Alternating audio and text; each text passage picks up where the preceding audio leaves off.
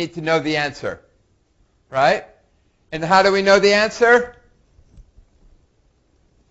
Well, we just have this information tells us, right? So in this case, it's not in the language, right? When do we say no? Well, we say no if it's too long or the parity is even, right? When do we say yes? We say yes if it's length at most 3 and the parity is odd. Right? People follow that? Yeah? If we already found it's in word, do we still need to do the even odd judgment? We want a simple machine, right? So you're saying if it's too long, then we could forget. Well, actually, we're going to do that kind of stuff. Yeah? Yeah?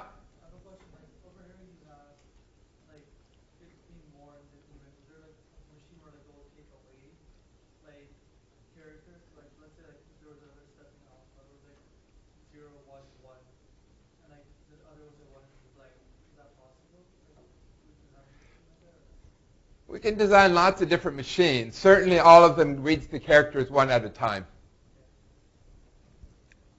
All right, so now that was sort of, let's come up with our code. Right, so here's code. It sets the initial value. We have a loop invariant which tells us that we know the length and we know whether the number of ones is even or odd. And we exit when we get to the end of the loop.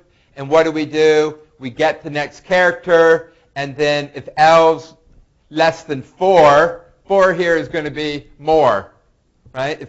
If L's less than 4, then we add 1 to L, right? And if C's 1, if the character is a 1, then we add 1 to R mod 2. Yeah?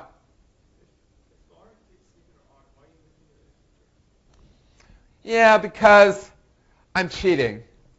I put here even or odd so that people would understand better what we're talking about.